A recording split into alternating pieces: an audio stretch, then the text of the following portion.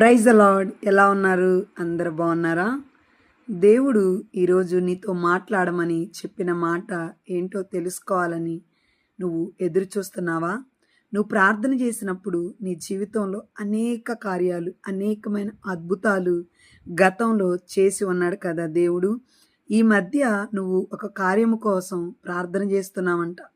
మరి అది ఉద్యోగమో, వ్యాపారమో, చదువు విషయంలోనో, వివాహం విషయంలోనో ఏదో మరి నాకైతే తెలీదు గానీ, ఒక విషయమై నువ్వు పదే పదే దేవుని సన్నిధిలో మొరపెడుతున్నప్పుడు, మరి నువ్వు ఎంతో విశ్వాసంతో ఎదురు చూస్తున్నప్పటికీ, ఆ కార్యం ఆలస్యం అవుతుందని బాధపడుతున్నావంట. దిగులు పడుతున్నావంట. ఎందుకు దిగులు పడుతున్నావు? దేవుడు నీ పక్షానుండగా నీకు వ్యతిరేకంగా ఉన్నది ఏదైనా వర్ధిల్లుతుందా? లేదు కదా! ఖచ్చితంగా నువ్వు ఇంకా ప్రార్థన చెయ్యి. నీ జీవితంలో దేవుడు తప్పకుండా ఆ కార్యాన్ని జరిగిస్తాడు. లాజరు చనిపోయి 4 దినాలైనప్పటికీ లాజరు జీవితం ఎలా ఉంటుందండి?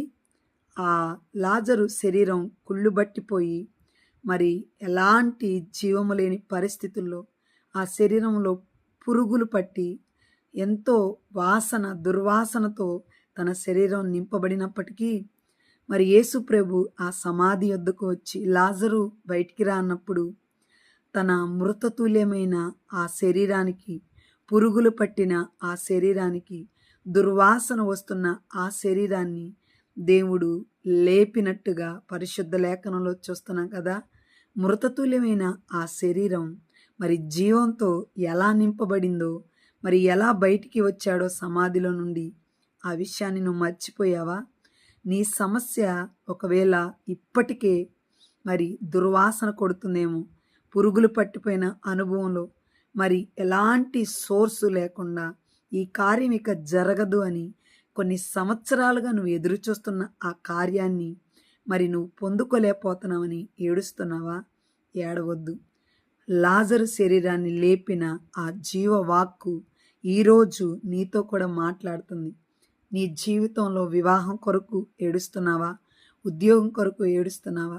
ఎలాంటి పరిస్థితుల్లో నువ్వు ఏడుస్తున్నప్పటికీ దేవుని స్వరం నీతో మాట్లాడుతుంది. ధైర్యం తెచ్చుకో.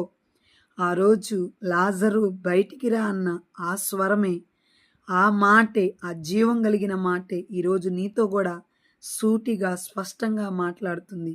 నువ్వు భయపడమాకు. నీ జీవితంలో ఆగిపోయిన ప్రతి కార్యము దేవుడు జరిగించబోతున్నాడు. ధైర్యం తెచ్చుకో. మరలా చెప్తున్నాడు, ధైర్యం తెచ్చుకో. దేవుని కార్యం